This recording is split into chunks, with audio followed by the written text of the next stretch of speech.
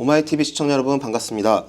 오늘은 새정치민주연합 여성위원회 위원장 후보 초청 토론회를 진행할 예정입니다.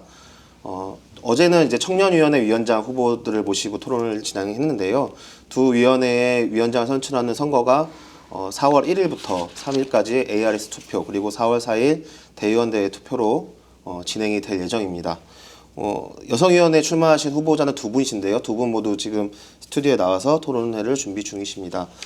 토론회는 후보자의 각자 이 출마의 변을 밝히는 모두 발언과 사회자가 드리는 공통질문 2가지, 그리고 후보자들끼리 주도권을 가지고 토론하는 주도권 토론, 그리고 마지막으로 사회자의 공통질문 1가지를 더 해서 진행될 예정입니다. 약 1시간 동안 진행될 예정인데요. 잘 지켜봐 주시고, 그리고 또 유권자분들께서는 어느 후보를 찍으실지 잘 보셨으면 좋겠습니다. 첫 번째 순서로 각 후보자의 소개 및 출마의 변을 밝히는 모두 발언이 있겠습니다. 이 선거 후보의 기호와 상관없이 현장에서 자리 추첨을 했고요. 가장 먼저 박인혜 후보부터 출마의 변과 모두 발언을 5분 동안 진행할 예정입니다. 주어진 시간은 5분인데 좀 많다는 의견들이 있으셔가지고 그 5분 안에서 자유롭게 하시는 걸로 하겠습니다. 박인혜 후보 부탁드리겠습니다. 네, 안녕하십니까. 기호 1번 박인혜입니다. 저는 100만 여성 당원의 힘을 모아서 총선 승리, 대선 승리를 위해서 전국 여성위원장에 출마했습니다. 지난 전당대회 때 유승희 후보와 함께 전국을 돌면서 전당대회를 치를 때 그 당원들의 많은 열망과 기대를 보았습니다. 지금도 그것이 잊혀지지 않아요. 저는 그 열망과 기대를 모아서 총선 승리, 대선 승리를 반드시 이뤄내야 된다고 생각을 했습니다.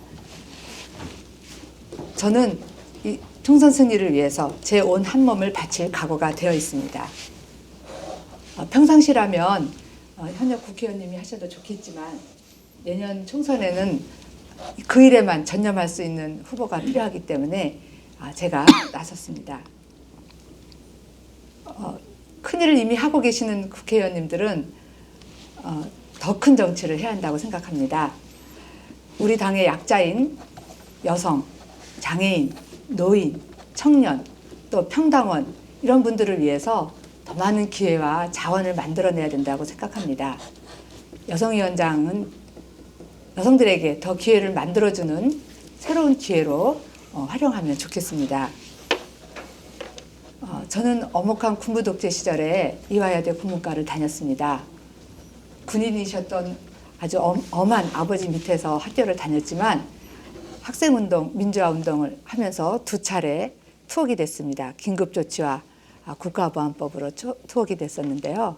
덕분에 군인이셨던 저희 아버지는 잘리셨습니다. 제가 감옥에서 만난 소매치기, 절도, 사기 등의 죄로 들어온 많은 여성들이 있었습니다. 그 여성들은 굉장히 글자도 모르고 가진 것도 없는 그런 여성들이었지만 그들의 인생 이야기를 들었고 그들을 대신해서 항소유서를 써주곤 했습니다. 이 사회가 무지한 여성들을 범죄자로 만들고 있다는 것을 알게 되었습니다. 그때 가난하고 소외된 여성들을 위해서 한평생 몸 바쳐야 되겠다고 결심했습니다. 결혼해서 내 아이를 낳아 키우면서 여성들을 위한 일을 해야 되겠다고 실천에 들어가서 인천 여성의 전화를 만들었습니다. 상상도 못할 남편의 폭력, 파렴치한 성폭력에 고통당하는 여성들의 호소를 들었습니다. 그들을 위해서 함께 일했습니다. 그들을 도와서 평범한 여성들과 함께 여성의 전화를 전국 조직으로 만들었습니다. 여성의 전화를 전국 조직으로 키우고 여성 리더십을 육성하는 일에 올인했습니다. 그렇게 제 젊음을 바치고 20년을 살았습니다. 개혁정치, 혁신정치를 해보고자 당에 들어갔습니다. 사실은 정당 활동은 오래 했습니다. 정치를 하는 남편 옆에서 내조를 해왔는데요. 제가 한번 해보면 잘할 것 같았습니다. 그래서 저도 정치를 시작했습니다. 여성 리더십 센터 소장을 하면서 전국을 돌고 또 여성 당원을 교육하는 일에 올인했습니다. 또 유승희 최고를 도와서 여성 할당제 30%를 만드는데 앞장섰습니다. 지난 대선 문재인 후보, 또 보궐선거에서 백혜련 후보, 김두관 후보 등을 돕는데 앞장섰습니다. 그리고 이번 전당대회에서 정말 불가능하게 여겨졌던 선출직 여성 최고위원을 우리 여성들의 힘을 모아서 만들어냈습니다. 저는 당에서 굳은 일을 마다 않고 해온, 말없이 소리 없이 해온 여성들이, 유능한 여성 지도자들이 번번이 희생되는 것을 보았습니다. 이제는 당의 풍토가 바뀌어야 됩니다. 가진 사람, 있는 사람에게 권력이 집중되는 것이 아니라 일할 수 있는 사람, 일하고 있는 사람에게 기회가 주어져야 합니다.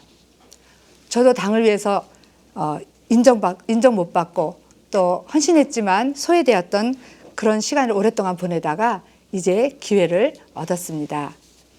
제가 기호 1번인데요. 제가 이 기호를 정치를 시작하고 나서 처음 받았습니다.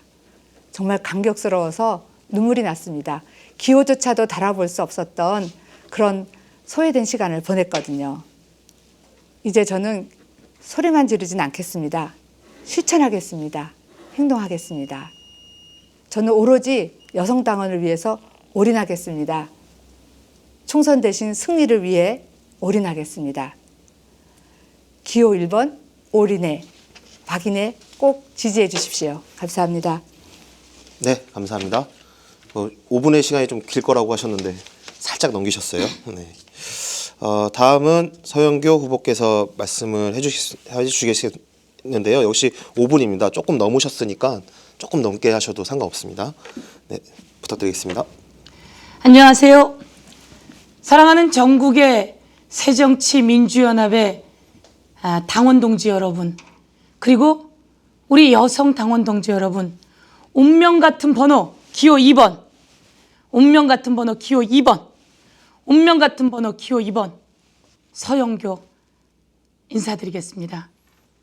김대중 대통령이 되실 때 기호 2번이었습니다. 노무현 대통령이 되실 때 기호 2번이었습니다. 그분들 생각을 하면 가슴이 저며옵니다.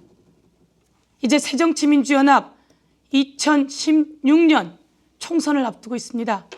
2016년 총선에서는 우리 당원의 50%를 차지하고 있는 우리 여성들이, 전국여성위원회가 힘차게 뛰어서 대한민국의 판을 바꿔야 합니다. 박근혜 대통령과 새누리당을 향해서 부채를 만들어내고 가난한 사람을 등을 치고 전세를 끝없이 올리는 새누리당과 박근혜 대통령을 향해서 우리 새정치민주연합 전국여성위원회가 총선에 승리하는 여전사가 되게 만들겠습니다.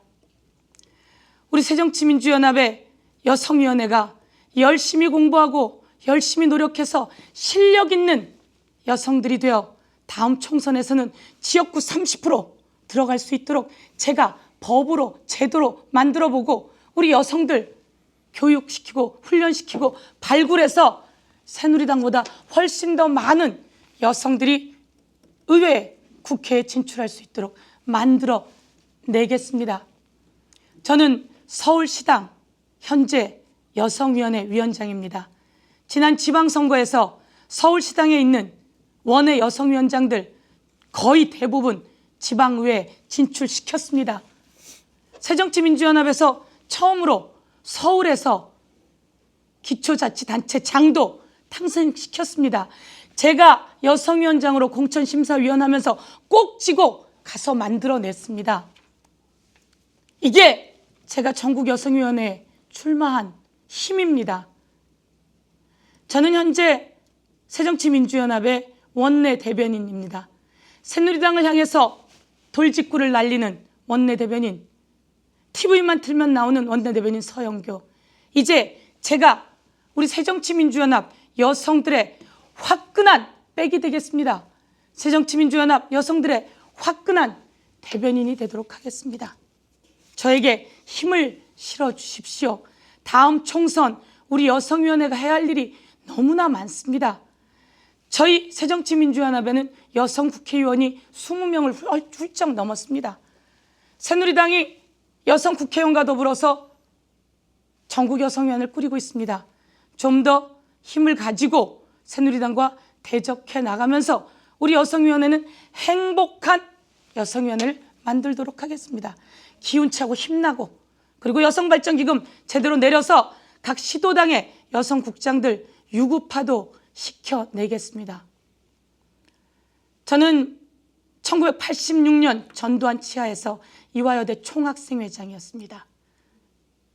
치안본부에 끌려가 물고문도 당했습니다. 그리고 10년 동안 지역에서 아주머니들에게 공부를 가르치며 의식화하는 주부대학을 우리나라 최초로 만들어서 했습니다. 아이들에겐 무료도서 대여실 해서 5천 가구가 저희 회원이었습니다. 지역구는 그래서 탄탄합니다. 제가 이 힘을 가지고 전국여성위원회 한번 만들어 보겠습니다. 멋지게 해보겠습니다. 서울은 강합니다. 경기도도 그래도 괜찮습니다. 영남으로 가니 너무나 힘드신 것 같더라고요. 제가 영남 출신입니다. 어려운 지역 시도당의 당직자들, 여성들 의회로 진출시켜내서 새누리당보다 훨씬 든든하고 믿음직하고 대안이 될 수 있는 정권 만들어내도록 하겠습니다. 전 노무현 대통령의 청와대 춘추관장이었습니다. 남북 정상회담 때 남측 대표였습니다. 그리고 모든 외국 정상회담들과 회담하는 동안 옆에 노무현 대통령을 보좌했습니다. 제가 큰 경험이 있습니다. 저는 현재 원내대변인인데 원내대변인은 이제 원내대표와 함께 5월에 임기를 마치게 됩니다. 그러면서 저는 확실하게 우리 여성들의 붐을 일으켜 보겠습니다. 여성들의 화끈한 대변자가 되겠습니다. 그리고 대한민국의 가난하고 힘든 서민들의 대변자가 되겠습니다. 경남도지사 홍준표 이번엔 전국여성위원장 되어서 한번 무릎 꿇게 해보겠습니다. 대한민국의 경남의 아이들에게 밥그릇을 뺏은 홍준표 지사, 우리가 밀어내 봅시다. 여성들이 한번 힘을 합쳐 봅시다. 제가 열심히 하겠습니다. 이 힘으로 대한민국의 새정치민주연합 여성들의 승리를 가져오도록 하겠습니다. 새정치민주연합 여성위원회 파이팅! 네, 감사합니다. 두 분 다 시간이 길다고 하셨는데 여유 있게 시간을 넘겨서 쓰시는 거 보니까 오히려 토론회가 길어질 것을 제가 좀 경계하면서 진행을 해야 될 것 같습니다. 첫 번째로 이제 사회자가 드리는 공통 질문을 드릴 예정인데요. 그 여성위원회는 제가 알고 있기로는 국고보조금의 10%를 배당받는 상당히 큰 조직으로 알고 있습니다. 이 조직을 어떻게 운영하시고 그리고 핵심 공약은 무엇인지를 밝혀주시는 시간이 되겠습니다. 그동안의 여성위원회 활동을 평가하시는 걸 포함해서 4분 동안 발언을 하시면 되겠습니다. 이번에는 먼저 서영교 후보부터 말씀해 주시겠습니다. 시간은 4분입니다. 여성정치발전기금 법제화해서 만들어내는데 그때 현장에서 제가 함께했습니다. 국고보조금 중에 당원의 50%인 여성들을 위해서 일정 부분 써야 한다. 그래서 약 10억 정도가 여성발전기금으로 쓸 수 있습니다. 그런데 과거에는 후원금을 걷어서 당이 운영했지만 지금 그렇지 못한 상태라서 여성발전기금이 여성 당직자들의 그 임금으로 많이 책정되어 있습니다. 저는 그것도 참 의미가 있다고 생각합니다. 여성 당직자들이 안정된 상황에서 일을 할 수 있게 만드는 것, 그것도 의미가 있습니다. 그렇지만 여성 당직자들의 임금, 이 부분은 또 다른 형태로 확보를 하고 이 일들은 물론 여성 당직자와 여성 당원들이 다 함께 쓸 수 있도록 만들어 나가도록 하겠습니다. 우선 이 여성정치발전기금은요, 전국의 16개 시도당으로 나뉘어지게 되죠. 그래서 우선 이 정치발전기금은 전국의 16개 시도당 그리고 여성 당원들의 분포에 맞춰서 16개 시도당으로 내려드리게 될 겁니다. 그리고 이 16개 시도당에서 분권이죠. 자치분권, 자체적으로 일거리를 만들고 여성들의 의견을 들어서 스스로 행사, 사업을 하게 그 결정 권한을 시도당에게 넘겨줄 예정입니다. 시도당에서 일정한 비용을 가지고 스스로 여성국장도 유구파하고 그리고 활동도 해나간다면 얼마나 좋겠습니까? 이제 살림 정치, 생활 정치를 해야 합니다. 그리고 재미있는 정치를 해야 합니다. 지역위원회에서 환경을 위한 나무 심기, 환경을 위한 물 깨끗이 만들기 이런 것도 하면서 또다시 우리 지역에서는 전셋값이 폭등한다. 그럼 전셋값과 관련한 조사도 좀 하고 또 우리 지역에는 성폭력이 많다. 그렇다면 그것과 관련해서 CCTV 확보를 위한 작업도 하고 이런 동아리들을 만들어서 이 비용을, 이 기금을 충분히 쓸 수 있게 그리고 그런 과정을 통해서 훈련될 수 있게 그렇게 하도록 하겠습니다. 전국여성위원회 차원에서는 우리 지방의회 의원님들과 그다음에 여성위원장님들 그리고 여성당원들의 이야기를 들으니까 이런 이야기를 많이 합니다. 의원님 교육 좀 시켜주세요. 말 잘하는 법도 좀 가르쳐주세요. 의원님 말 잘하시는데 저희한테 말 잘하는 법도 가르쳐주세요. 예, 여성들이 말 잘하는 스피치 교육 아카데미로 한번 해볼까 합니다. 그리고 연속 교육을 통해서 저 같은 경우에는 작년에만 10관왕을 했습니다. 그 탄탄하다고 하는 경실련이 2년 연속 저에게 그 경실련 우수위원상을 주셨는데요. 저도 사실 법을 어떻게 만드는지 잘 몰랐습니다. 이제는 훈련이 되어서요. 국회에서 법을 제일 잘 만드는 의원 중에 한 명으로 국회의장상을 받았는데요. 저는 이렇게 국회의원들과 여성 당원들, 여성 의원들, 여성 위원장들을 좀 매겠습니다. 같이 멘토와 멘티를 만들어서 그분들이 훈련받고 할 수 있도록 아카데미를 만들고 그 아카데미에서 공부, 조례 만들기, 법 만들기 그리고 외국의 선진국의 사례를 하고 또한 스피치, 출마 연습까지 시켜내도록 하겠습니다. 좋은 여성은 우리가 만들어내는 겁니다.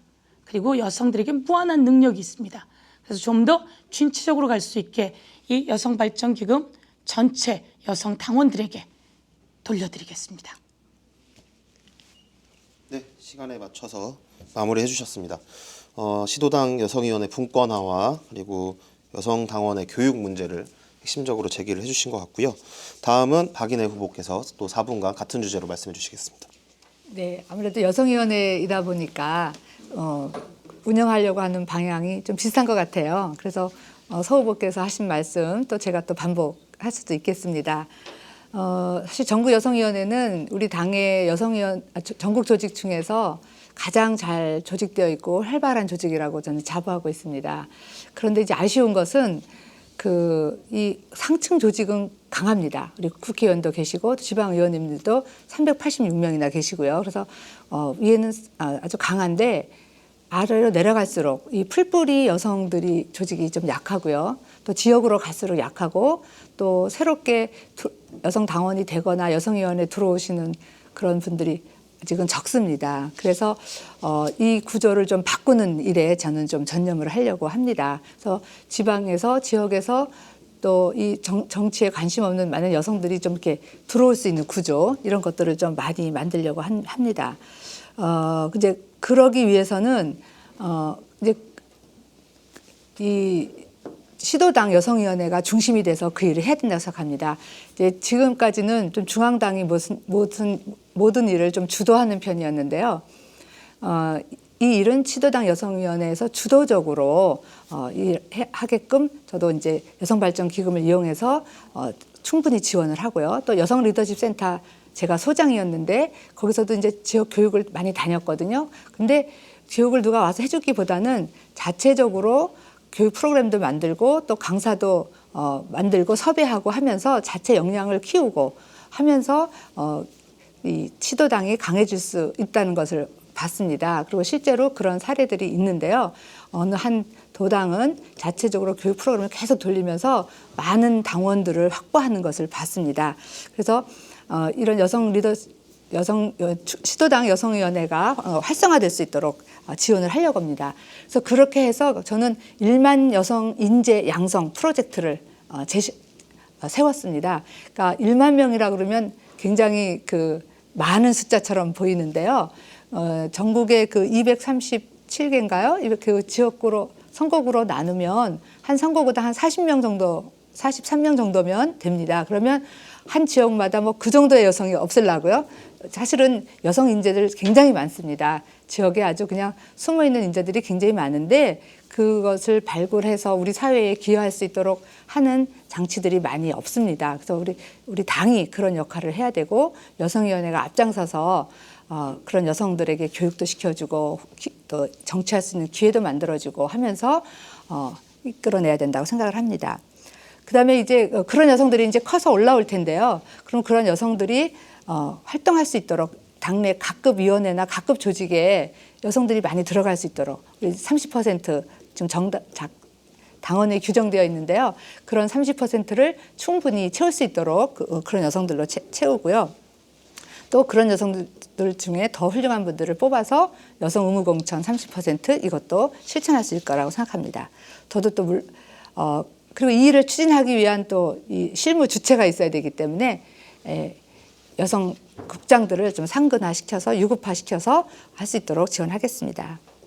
그리고 이제 여성들이 활동하려면 정책적인 대안도 충분해야 됩니다. 근데 사실은 여성들이 모르는 게 아니고요. 지역에서 매일매일 생활과 관련된 아이디어들이 쏟아져 나옵니다. 지금 경남에서 이 홍준표 도지사가 무상급식을 중단하겠다 그래서 지금 뭐 여성들이 벌떼같이 일어나고 있습니다. 근데 이것은 누가 시킨 것도 아니고요. 설마 보수적인 경남에서 여성들이 이렇게 일어날 것인가 생각을 했겠지만 여성들이 일어나서 이런 운동을 주도하고 있습니다. 이런 것들을 지원해서 여성위원회를 강화시키겠습니다.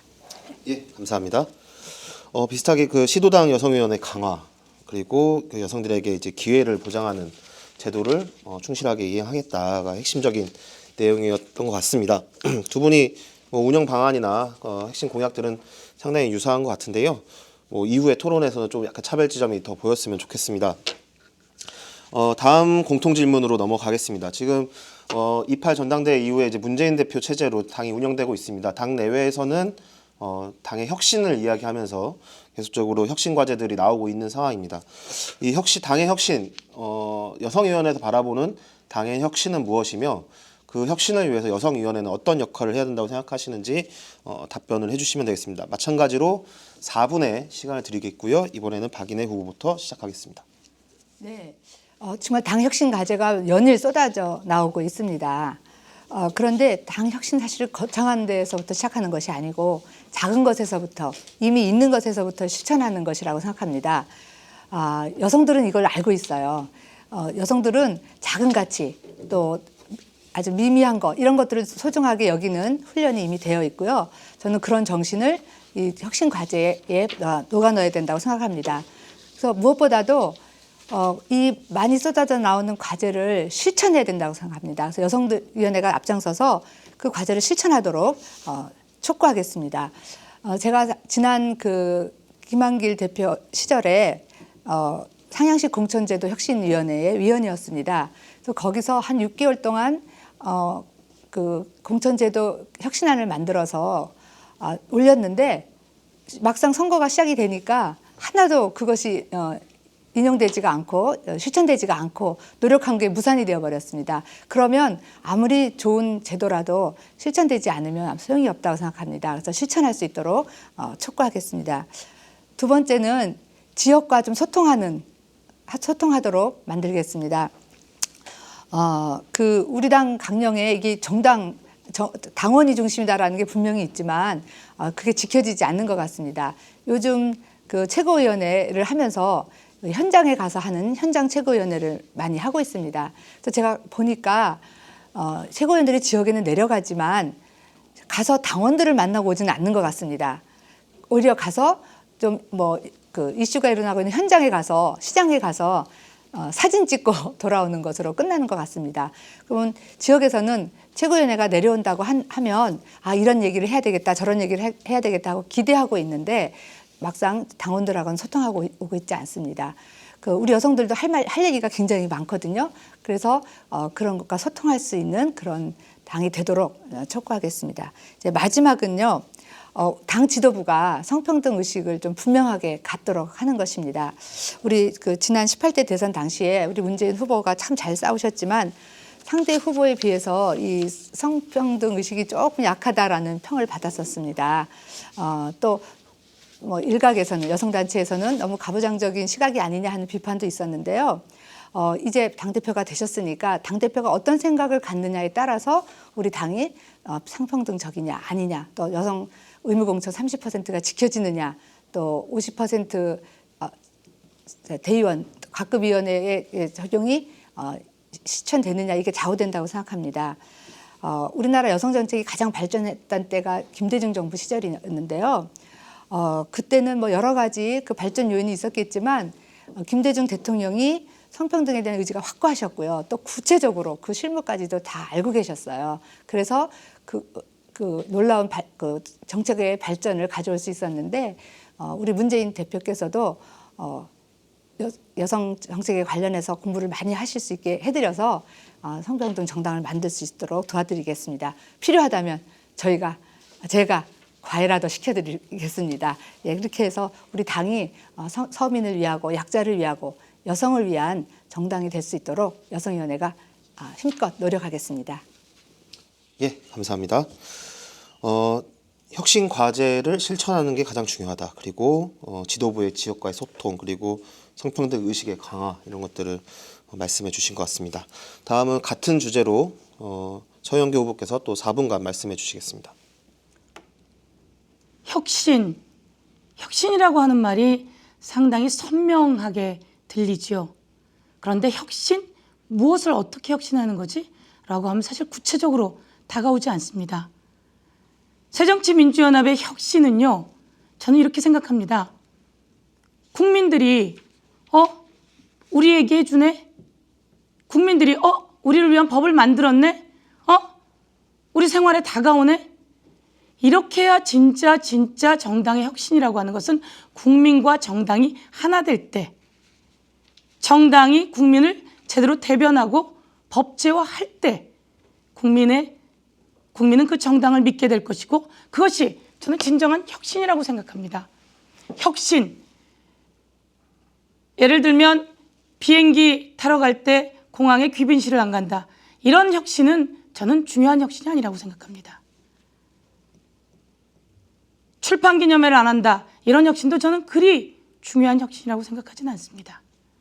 제가 생각하는 진정한 혁신은요, 대한민국의 국민들이 내가 지금 힘든 것은 일자리가 없다는 겁니다. 우리 청년들 중에 청년 실업률은 박근혜 정부 들어서서 7%였던 것이 11%로 늘어났습니다. 박근혜 정부 들어서서 좀 잘 될 줄 알았더니 그래요. 박정희 경제 이야기하면서 어쩌면 박근혜 경제로 갔는지 모르겠는데 청년 실업은 더 늘어났고요. 전세는 사상 최대의 연속 폭등을 하고 있고요. 박근혜 대통령도 공약으로 내세웠던 무상보육, 그 보육료 나라에서 안 내려고요. 이리 빼고 저리 빼고요. 드디어 무상급식, 이거 홍준표 지사가 유급화하지 않았습니까? 전 이렇게 생각합니다. 의무교육의 의무급식의 의무보육이라고. 우리의 혁신은요, 무상급식, 무상보육이 아니라 의무급식, 의무보육, 의무교육을 만들어내는 것이 어쩌면 가장 국민에게 다가가는 혁신이라고 생각합니다. 지금 우리에게 가장 큰 혁신은요, 경제입니다. 정답은 경제입니다. 임금은 최저임금인데요. 이 임금을 우리 문재인 당대표, 우영근 원내대표 들어와서 생활임금으로 만들거나 최저임금으로 만들거나, 이렇게 되면 1년에 몇백만 원 정도는 조금 나아집니다. 새정치민주연합의 구청장들 전부 다 생활임금제 하지 않았습니까? 행복하다는 겁니다. 저는 이런 것이 천천히 가면서 혁신이 된다고 생각합니다. 그래서 문재인 후보가 들고 나온 가장 중요한 혁신은 경제입니다. 싸우는 정치가 아니라요. 제가 원내대변인 되고 세월호법 싸우다가 안 됐는데 싸우지 않고 저쪽으로부터 확실하게 다 빼내서 통과시켰습니다. 예산정국 되면 매일 싸우는 게 일이었는데요. 저희 이번에 싸우지 않고 확실하게 그것도 서민재산으로 좀 빼냈습니다. 그랬더니 갑자기 새정치민주연합의 지지율이 쑥 올라가 버렸습니다. 문재인 대표 이 정치, 경제를 위한 정치를 하니까 좋아졌습니다. 자, 인권을 억압하는 건 걷어내고, 홍준표 같은 사람 걷어내고, 대통령이 국민 생활 어렵게 하면 그것도 걷어내고, 이제 우리는 대안이 돼야 됩니다. 따뜻한 엄마의 마음으로, 그리고 정말 분노할 수 있는 엄마의 마음으로 임금도 높여주는 일, 출산율도 높여주는 일, 아이들의 밥그릇도 지켜주는 일, 아이들이 사교육에서 시달리지 않고 진정한 행복한 교육을 할 수 있게 하는 일, 아이들 아동학대하면 그걸 고쳐줄 수 있는 일, 그리고 출산이나 결혼으로 일자리 단절되는 여성들에게 일자리를 연결시켜주는 일, 우리 어른들에게 제대로 된 기초보장 해주는 일, 더 이상 세모녀가 나오지 않게 OECD 중에서요 꼴찌입니다. 우리나라 복지가. 세금 더 걷지 않고 복지할 수 있게 만드는 것, 저는 이것이 진정한 혁신이라고 생각합니다. 그 혁신을 위해서 법도 제대로 만들고 전국여성위원회 여성들이 정말 열심히 따뜻한 마음으로 섬세한 정치 할 수 있게 해보겠습니다. 예. 뭐 구체적으로 말씀을 하시진 않았지만 정치를 잘해서 경제를 활성화하고 복지를 강화하는 게 곧 혁신이다. 이런 말씀. 법안 이야기를 드렸습니다. 네. 법안을 만들어서 통과시키고 있죠. 생활임금제 뭐 그렇죠. 정치를 잘해야 된다. 예. 네. 법안을 잘 만들어야 된다. 예, 이렇게 정리할 수 있을 것 같습니다. 다음은 이제 후보들 상호 간에 이제 주도권 토론을 진행하게 되는데요. 두 분이 지금 이야기를 듣다 보니까 이제 대학 선후배신 것 같네요. 그런 거 잘 아시는 사이인 것 같고, 또 앞서 나왔던 공통 질문에서도 상당한 유사점들이 있었는데 이 주도권 토론에서 좀 서로 활발한 이 토론이 돼서 좀 차별성이 부각이 됐으면 좋겠습니다. 6분의 시간을 드릴 건데요. 조금씩 지금 시간이 넘고 있어요. 그래서 두 분이 뭐 다 조금씩 넘겨 쓰셨기 때문에 이번에는 6분을 잘 지켜주셨으면 좋겠고요. 주도권 토론은 꼭 1개 이상의 질문을 상대 후보에게 드려야 합니다. 그리고 상대방에 대한 인신공격이나 비방 같은 경우가 있을 경우에는 사회자가 제재를 할 수 있다는 점, 그리고 질문과 상관없는 답변을 하실 경우에도 마찬가지로 후보자의 제재가 있을 수 있다는 점을 말씀드리고 서영교 후보에게 먼저 주도권을 드리도록 하겠습니다. 예, 그동안 리더십 센터 소장하시느라고 애 많이 쓰셨습니다. 전국여성위원회 참 어깨가 무거운 자리입니다. 저는 서울시당 여성위원장을 지금 3번째 하고 있는데요. 제일 힘든 것은 공천을 할 때입니다. 여성들이 진출을 해야 하기 때문에 남성들과 공천 경쟁을 할 수밖에 없지요. 일정 부분은 전략 공천을 해나가야 하고요. 제가 원외로서 서울시당 여성위원장을 하면서 공천을 할 때는 참 많이 그 공격을 받던 기억이 납니다. 남성 후보 같은 경우에 여성을 전략 공천해야 하고 그 여성이 일정한 역량이 된다 한들 자신도 많이 준비했는데 거기에 대한 분노가 오곤 하지요.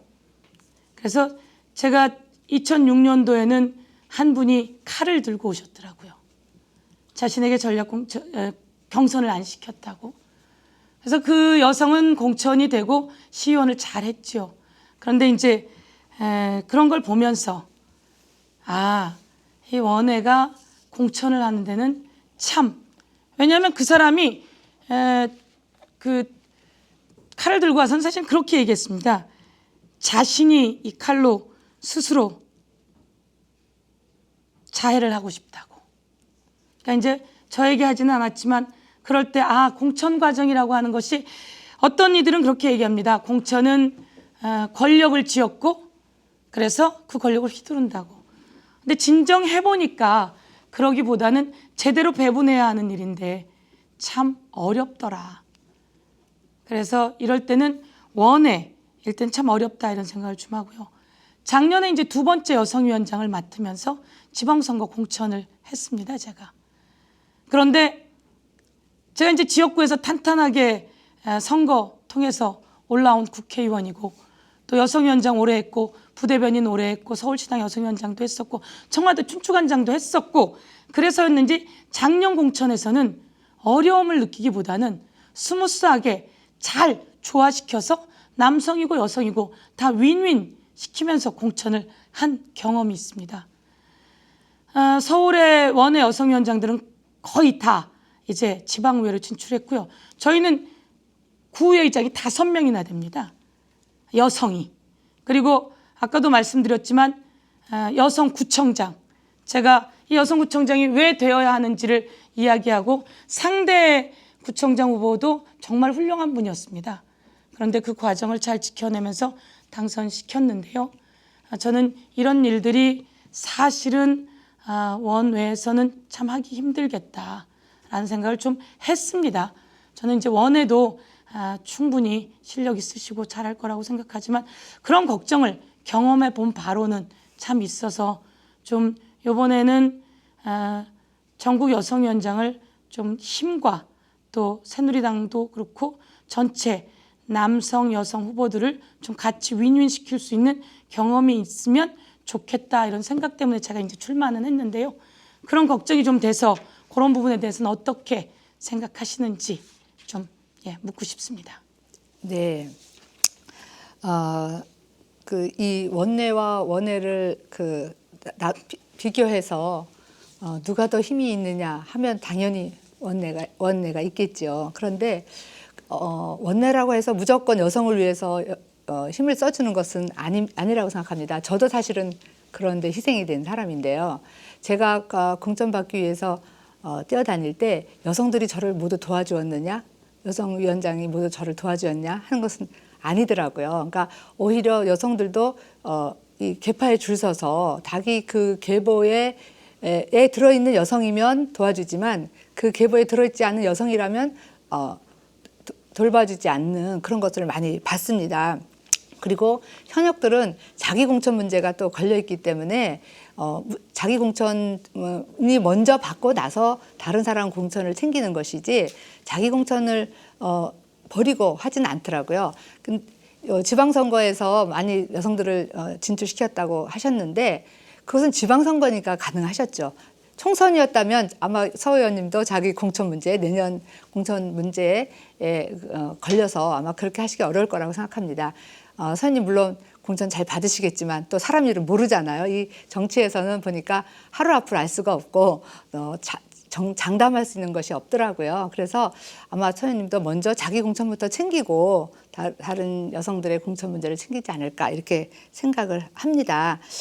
그래서 여성들이 정말 이 계파에 구애받지 않고 또 여성들을 위해서 할 수 있다면 어떻게 해야 될까 좀 더 고민해야 될 거고요. 또 여성위원장이 사실은 권력을 갖고 있는 자리는 질문자니까 아니죠. 그 다음에 네네. 그렇게 할게요. 우선 이제 제가 생각하는 가장 좋은 것은 여성이 여성을 안 챙긴다라든지 계보 있는 여성만 챙긴다든지 이런 표현보다는 그런 것은 이제 증명된 거다 이런 것은 아니니까요. 제가 경험한 거기 때문에 그러니까 제 표현 갖고 문제 삼지 마시고 아니 이제 제가 이거는 경험한 얘기를 제가 드리는 질문자거든요. 거죠. 네. 제가 질문자니까 제가 질문자라서 답변에 대한 의견을 이야기하는 거니까 그렇게 하시면 될 것 같고요. 그럼 질문을 끝내는 걸로 할까요? 정리해 주시면 되겠습니다. 네, 박인혜 후보께도 6분의 주도권 토론을 드리겠고요. 질문하고 답변은 이 후보자께서 주도를 하시면 됩니다. 그러니까 뭐 중간에 30초 이상의 답변 시간만 보장해 주시면 되니까요. 저한테 먼저 좀 해주시지. 설명이 그때는 그렇게 안 하시고. 설명이 돼 있어서 네, 알겠습니다. 시작해 주시죠. 네. 네, 좀 전에 얘기를 한 바와 같이 내년 총선에서 전국여성위원회 역할이 굉장히 중요하죠. 그러니까 공천 문제도 있지만 또 각 후보들을 지원하는 문제도 굉장히 중요합니다. 공천만으로만 끝나는 게 아니라 실제 지금부터 여성들이 출마할 수 있도록 도와야 되고요. 또 전국을 돌아다니면서 조직도 확충하고 여성도 발굴해야 되고 교육도 시키고 훈련도 시키고 해야 되는 일들 지금부터 해야 될 일이 굉장히 많습니다. 그런데 서 의원님은 이제 앞에서 자기에 대한 이 홍보와 자랑을 많이 하셨는데 정말 테리만 틀면 나오는 대변인이시고 또 법무부 장관도 벌벌 떨게 하는 법사위원이라고 또 자랑하셨고 또 재선을 위해서 지역구도 굉장히 탄탄하다고 말씀하셨고 그랬습니다. 그런데 사실 지금부터 돌아다니는 이 전국위원장 역할을 하실 수 있는 시간이 있으실까 좀 걱정이 됩니다. 또 서울시당 여성위원장도 연임하시고 3번째 하셨다고 하셨으니까 근데 그랬을 때 그럴 시간이 있는가 이게 너무 욕심이 아닌가 하는 생각이 들고요. 전국 여성위원장에 출마하실 생각이 있었다면 서울시당 여성위원장은 다른 후진에게 미리 양보하셨으면 그분을 위해서도 좋고 또 지금 이 선거운동을 하신 서 후보님도 홀가분하게 뛸 수 있어서 좋았을 것인데 좀 아쉬운 점이 있어요. 그리고 이제 제가 어저께 그 서울시당 가서 봤을 때 서울시당 여성위원회가 모여서 그 운영위원회를 하는데 이제 제가 갔는데요. 제가 그걸 보면서 느낀 게 이건 굉장히 불공정한 게임이다 이런 생각이 들었어요.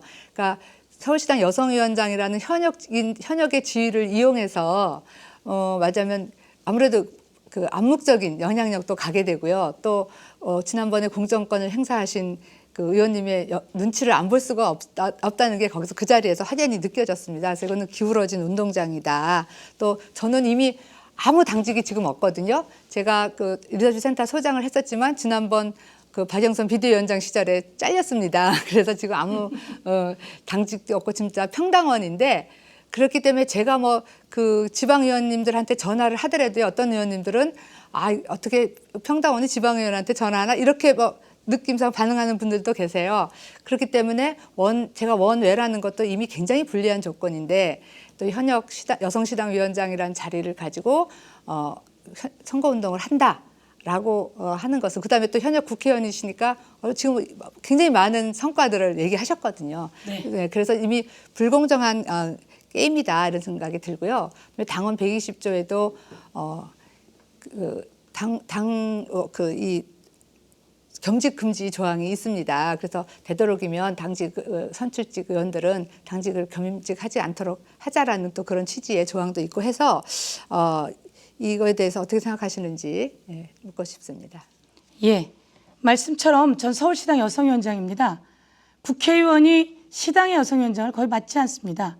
왜냐하면 자기 지역구가 더 중요하다고 생각하거나 아니면 시당 여성위원장을 조금 더 국회의원직에 안 맞는다고 생각할지도 모릅니다. 그러나 저는 시당의 여성위원들을 행복하게 해주고 싶었습니다. 그리고 그들은 저와 아주 행복했습니다. 오히려 공천을 지난해 하고 났기 때문에 올해는 공천을 하지 않아도 되기 때문에 제가 안 맡아도 됩니다. 그런데 모두 다 같이 하자고 하고 저희는 행복한 생활 정치를 하기 위한 곳이지요. 제가 군림하는 서울시당 여성위원회가 아닙니다. 그래서 오히려 제가 공천권을 쥐고 힘이 있었더라면 그분들은 요번에 보복을 하겠죠. 저희는 행복한 여성위원회 살림 정치를 하는 겁니다. 말씀처럼 전국 여성위원회 위원장 자리는 너무나 어깨가 무겁습니다. 이제 제가 전국 여성위원회 위원장을 하려고 하는 이유도 바로 좀 큰 역할을 해야 되기 때문입니다. 그렇다면 이제 서울시당 여성위원장 자리는 또 너무나 훌륭한 좋은 사람이 많습니다. 그래서 그분들이 대신 또 해주시면 되고요. 그 다음에 국회의원은 말씀처럼 제가 TV에 나오거나 전체적으로 흐름을 가져가게 되면 전국적으로 전달이 되게 되는 거죠. 그리고 한번 제가 움직여서 유세를 하거나 지원을 하는 것들이 영향력이 있다고 생각하기 때문에 정부 여성위원장이 아니어도 유세는 얼마든지 당연히 하시게 될 건데요. 그래서 이런 부분에서 지원이 가능하고요. 그다음에 교육이나 이런 것들은 리더십 센터 소장 해보셨잖아요. 그래서 리더십 센터 소장이 같이 하고 또 전국 여성위원회가 같이 합니다. 아까 말씀드렸듯이 자치분권입니다. 시도당에 비용이 내려가고 거기서 할 수 있게끔 하고 저희는 지원하고 후원하고 그리고 힘을 실어주면 되는 것이고 또 전국을 16곳을 다 돌아야 16일입니다. 그래서 저는 다 할 수 있고 그렇게 힘을 실어주고 또 많은 국회의원들과 또 뭐 우리 박인혜 전 소장님도 마찬가지로 같이 다 하면 되지 않겠습니까? 예. 네. 두 번째 질문 할까요? 네. 우리가 여성 의무 공천 30%를 당원에 이제 받고 있는데요. 그 여성 공천 30% 이거의 정신이 무엇이라고 생각하시나요? 선진국들, 스웨덴, 뭐 북유럽의 선진국들은 법으로 이렇게 되어 있습니다. 60%를 못 넘게 한 성이. 왜냐하면 여성이 많이 50%를 넘는 경우도 많기 때문입니다. 우리 대한민국의 여성의 정치 진출은 거의 최하위입니다. 지금 15% 정도 되죠. 지난번에 새정치민주연합이 좀 많이 했기 때문에 15% 정도 됐고요. 30%를 만들어 나가는 것은 우선 여성, 남성의 양성 평등의 정신이고요. 그다음에 여성이 정치권에 많이 진출한 나라가 투명도가 높습니다. 경제가 높고 행복 지수가 높습니다. 그래서 최대한 여성들을 의회에 진출시켜내는 것, 이것이 여성만의 문제가 아니라 대한민국 전체의 문제다. 그래서 30%를 당원에는 넣었지만 법으로 제도화하지 않았기 때문에 이것을 정치개혁특위에서 제도화할 수 있게 만들어 나가는 것이 필요하다. 이렇게 생각합니다. 지금 양 후보의 주도권 토론까지 진행이 됐습니다. 뭐 부족하신 이야기들이 있으면 다음 뭐 공통 질문 때라든가 뒤에 마지막 마무리 발언 때 지금 나왔던 주제들에 대해서 좀 추가적으로 더 이야기를 하셔도 될 것 같습니다. 뭐 이 주어진 시간들은 후보자께서 알아서 잘 사용하시면 될 것 같고요. 공통 질문 마지막 질문을 드리겠습니다. 지금 계속 공천 얘기들이 많이 나왔는데요. 결국 그 연장선의 질문이 될 것 같습니다. 내년에 이제 총선이 치러지게 됩니다. 여성 할당이 이제 당원에 30% 되어 있는 걸로 알고 있는데요. 총선에서 여성위원회의 목표가 무엇이며 그 목표를 달성하기 위한 전략은 무엇인지를 각 후보께서 말씀을 해주시면 되겠는데요. 이번에는 박인혜 후보부터 말씀을 해주시면 되겠습니다. 시간은 4분입니다. 네, 제가 아까 앞선 공약에서 말씀드린 내용에서와 같이 20대 총선 전략인 저는 1만 여성 인재 양성하고 그다음에 여성 할당제 30%를 지켜내는 것입니다.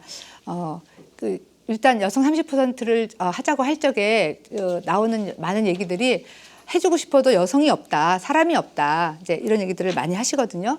그런데 사실은 우리가 여성들은 있지만 그 사람들을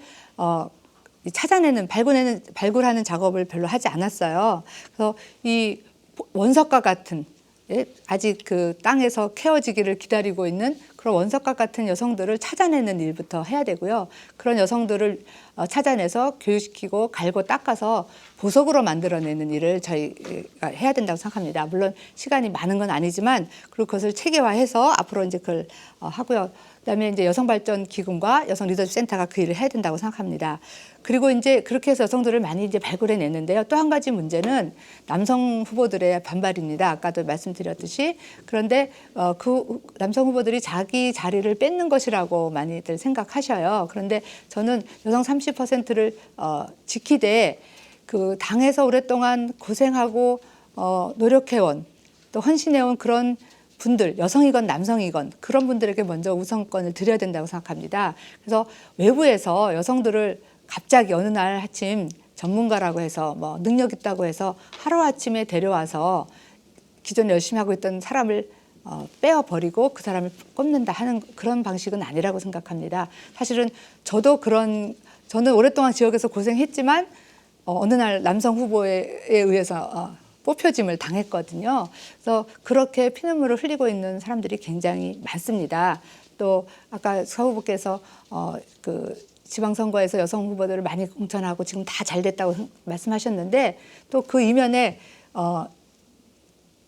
버려져서 또 피눈물 흘리는 여성들도 많이 제가 봤습니다. 그렇기 때문에 물론 선거에는 양면이 있는 거지만 그렇기 때문에 그런 오랫동안 고생한 분들이 소외되지 않도록 하는 것도 굉장히 중요한 전략 중에 하나라고 생각합니다. 우리 당의 힘이 많이 약화되는 측면에 약화되는 이유 중에 하나는 그렇게 오랫동안 힘들게 일해온 분들이 인정받지 못하고 제대로 그 선거 때마다 인정받지 못하고 소외되기 때문에 그분들의 이렇게 많이 한이 쌓여 있고 그분들이 당에 열심을 내지 않고 하는 이유도 굉장히 약화된 이유라고 생각을 합니다.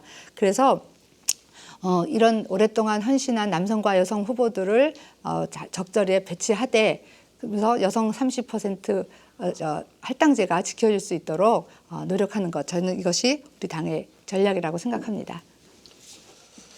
네, 말씀 잘 들었습니다. 앞서 이야기해 주신 것들이 좀 연장선으로 더 충분히 설명이 된 것 같고요. 다음은 서영교 후보께서 2016년 총선 전략 목표와 전략을 말씀해 주시겠습니다. 2016년에 총선이 있습니다. 저희 당 전체 총선 당선율을 높이도록 하겠습니다. 국회의원 전체가 당선율이 높아져야 됩니다. 바람이 어떻게 부느냐에 따라 좌우지되는데요. 서울, 경기, 인천, 그리고 모든 곳에서 당선율을 높여야 합니다. 그런데 좀 어려운 지역이 영남입니다. 영남 등 새정치민주연합이 당선되기 어려운 지역에 권역별 비례대표제를 꼭 실현해내도록 하겠습니다. 저희는 권역별 비례대표제를 실현해내야 합니다. 그 권역별 비례대표제에 여성들을 더 많이 배치시켜서 한다면 훨씬 더 의미가 있지 않을까 이렇게 생각합니다. 그래서 이번에는 여야도 주로 이야기를 합니다. 새누리당의 김무성 대표가 그것에 알러지 반응을 갖고 있는데요. 저는 그 사람 명분 없다고 생각합니다. 그래서 권역별 비례대표제를 통해서 여성들의 진출을 더 많이 가져와야 된다. 두 번째, 총선에서 우리 당의 당선율을 높여야 한다.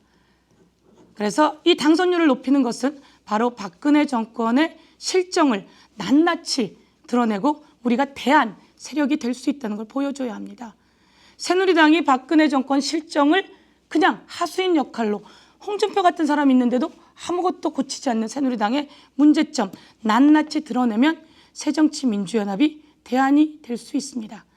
저희가 싸움을 주도하는 것이 아니라 정책을 내놓고 할 수 있다는 걸 보여주고 그리고 사람들에게 일자리와 먹거리 그리고 주거, 환경 그리고 이 부채를 덜어주는 역할들을 해나갈 때 우리는 총선에 승리할 수 있습니다. 총선에 승리하면 당연히 우리 여성들의 의석수가 높아질 수밖에 없습니다. 그래서 여성들의 의석수를 그렇게 높이겠습니다. 지역구 공천을 해야 합니다. 저는 지역구에서 당선이 되었습니다. 저는 새정치민주연합이 새천년 민주당이던 시절 2000년도에 부장으로 들어왔습니다. 부장, 부국장, 부대변인 6년하고 청와대 춘추관장을 하고 비례를 해보려고 했는데 그것은 쉽지 않았습니다. 저희 친정어머님이 파킨슨이셨습니다. 2011년 저에게 온몸이 굳어가면서 이렇게 얘기했습니다. 내가 너 정치시키려고 40년을 기다렸는데 너는 왜 이렇게 머뭇거리고 망설이니? 내가 이제 얼마 안 남았는데 너 내가 떠나고 나면 넌 후회할 거다. 저는 지역구에 엄두가 나지 않았습니다. 그런데 어머님의 말씀을 듣고 지역구에서 경선에 거물들과 경선에 나갔습니다.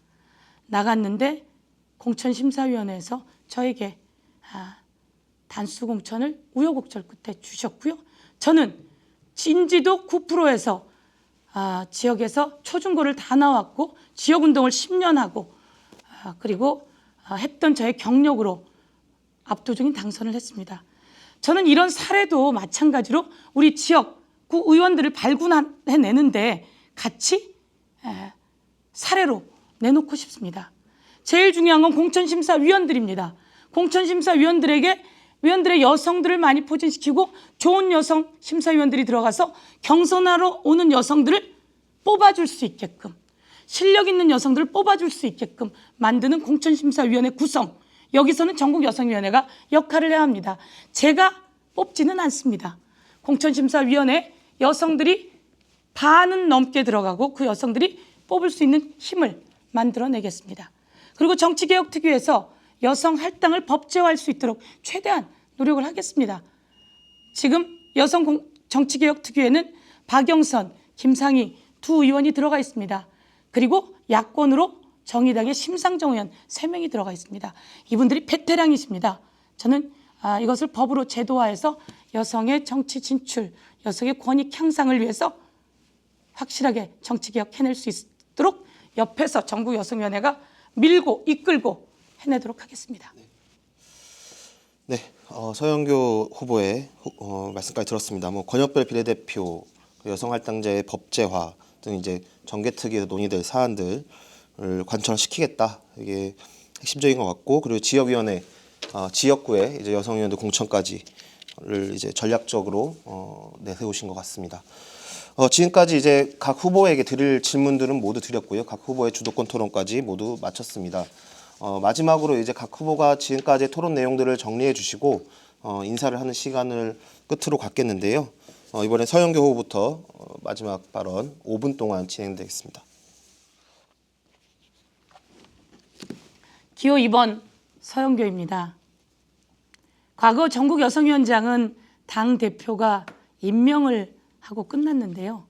이번에는 전국 당대표 선거만큼 크게 전국 선거를 하게 되었습니다.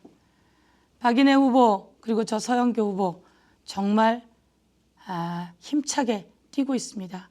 전국이라고 하는 곳이 참 넓은데요. 저희가 후보 등록 24일 날 하고 지금 선거날까지 딱 10일 정도의 기간이 있습니다. 저희들 최선을 다하고 있으니까요. 지켜봐 주시고 또 할 수 있으시면 기호 2번 서영교에게 소중한 한 표를 주신다면요. 제가 열심히 해보겠습니다. 지금까지 해왔던 경험을 바탕으로 따뜻한 마음으로 성심성의껏 대한민국의 여성들이 행복할 수 있다. 대한민국의 여성들이 잘할 수 있다. 그리고 우리 새정치민주연합의 여성들을 보면서 우리 대한민국의 아이들, 그중에 특히 여자아이들이 비전을 가지고 갈 수 있다라는 거 보여주는 그런 전국여성위원회 만들어 보겠습니다.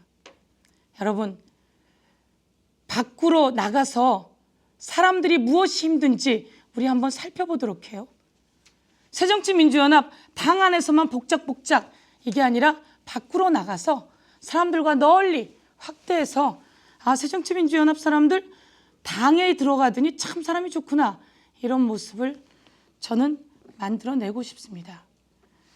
새정치민주연합에는 국회의원이 약 130명 가량 있습니다. 그리고 전국에 당원이 100만이 넘습니다. 그리고 우리 여성 당원만 50만 넘습니다. 우리 여성 당원들이 행복한 새정치민주연합, 자신감 있는 새정치민주연합 그런 당 만들어 보겠습니다. 그런 전국여성위원회 만들어 보겠습니다. 각 시도당의 여성위원장들, 각 시도당 기초자치단체의 여성위원장들, 그리고 광역의회 의원들, 그리고 기초단체 의원들, 그리고 국회의원들 서로 격이 없이 하나가 되는 자리 만들어 보겠습니다. 그래서 서로를 도와주고 윈윈하는 그런 새정치민주연합 전국여성위원회 되게 하겠습니다. 그리고 새정치민주연합에 130명 남성, 여성 서로 대립되는 것이 아니라 남성이 여성을 돕는 그리고 남성이 좋은 여성을 발굴해서 더 먼저 키워주고자 하는 그런 새정치민주연합 제가 한번 만들어 보겠습니다. 도와주십시오. 그리고 저에게 힘을 실어 주십시오. 제가 하고 싶은 것은 또한 이런 겁니다. 영남 쪽 가보면 너무나 열악합니다. 그 영남에 꿈을 주고 싶습니다. 우선 아까 말씀드렸듯이 권역별 비례대표를 통해서 좀 더 많은 분들이 의회에 진출하고 또 의회에 진출하지 않더라도 정당 생활이 행복할 수 있는 그런 형태의 전국여성위원회, 전국여성위원장, 우리 여성 당원들 자신감 있는 사람들 만들어 보겠습니다. 국회에서 많이 배웠습니다. 지역구 출마하면서도 많이 배웠습니다. 그런 노하우를 서로가 전수할 수 있도록 그렇게 만들어 나가겠습니다. 전국여성위원회가 주도해서 첫째, 여성들의 정치 진출을 앞당기고 확대시켜내겠습니다. 두 번째, 여성들의 생활임금, 남성과 동일임금 만들도록 새정치민주연합 여성위원회가 주도해 보겠습니다. 대한민국의 아동학대가 심각합니다. 새정치민주연합의 여성들이 이 아동학대 서로 근절시키면서 아동들을 보호할 수 있도록 만들어내겠습니다. 그리고 이 새정치민주연합 여성위원회가 대한민국의 아이들이 학교 다니기 행복하고 엄마들이 학교 보내고 자기 일자리 할 수 있게 경력 단절되지 않도록 저희가 법으로 조례로 일거리로 이렇게 충분하게 이끌어내 보겠습니다. 그러다 보면 어느덧 대한민국의 많은 사람들이 새정치민주연합이 우리 대한민국의 대안이 되겠는데? 저 정당 멋있는데? 그렇습니다. 저희들 이제 33%까지 지지율 올랐습니다. 현재 정식 현장 지지율은 더 올라갈 수 있을 겁니다. 저희 새정치민주연합의 여성위원회가 그런 대안이 돼서 다음에 총선 승리, 대선 승리 갖다 드리도록 하겠습니다. 감사합니다. 발언 잘 마무리해 주셨고요. 박인혜 후보께서 마지막으로 인사드리겠습니다. 네, 긴 시간 저희 토론 들어주셔서 감사합니다. 어떻게 저희에 대해서 잘 알게 되셨는지 모르겠습니다. 기호 1번, 제가 제 생에 처음으로 갖게 된 번호입니다.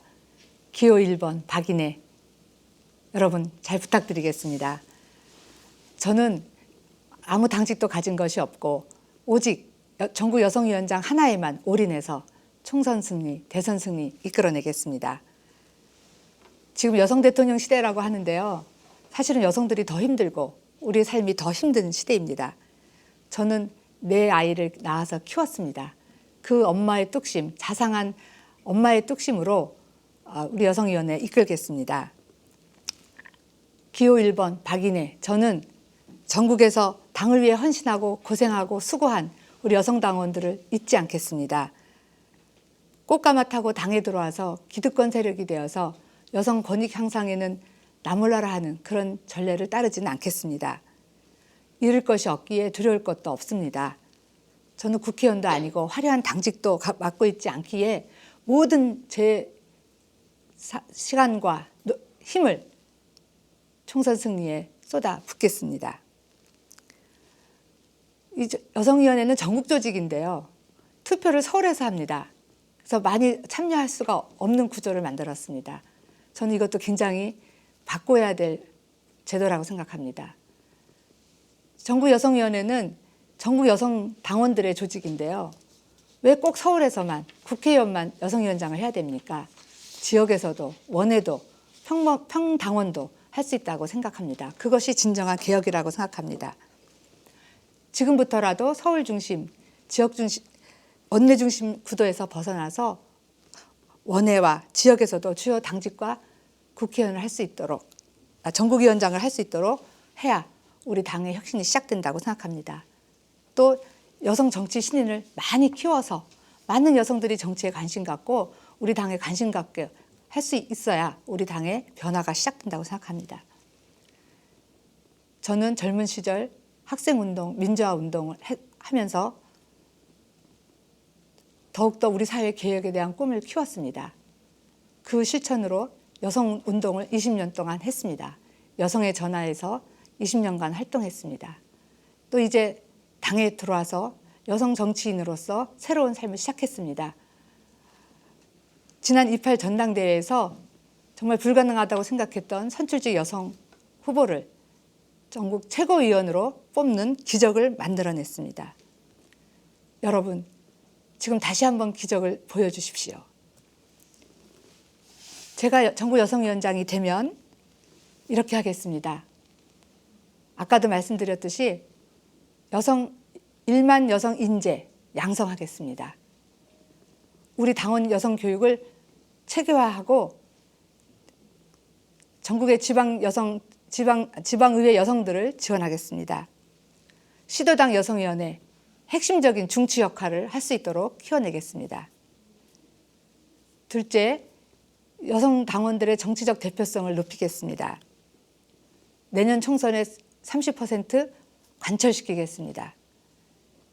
17개 시도당의 유급 여성국장 실현시키겠습니다.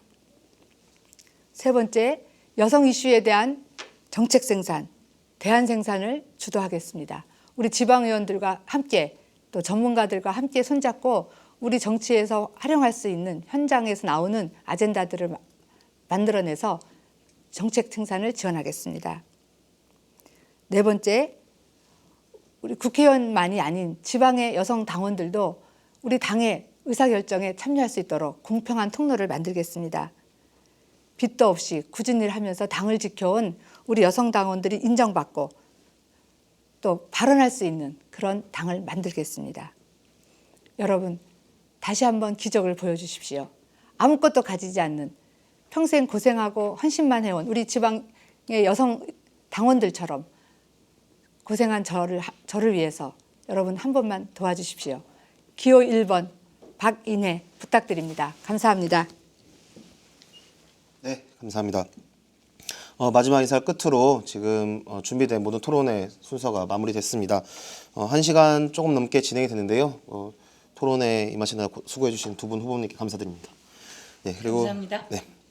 오마이TV 시청자 여러분도 지금 1시간 정도 진행된 전국 새정치민주연합 전국여성위원장 후보 초청 토론회를 시청하셨습니다. 여기서 마치겠습니다. 감사합니다. 감사합니다. 감사합니다.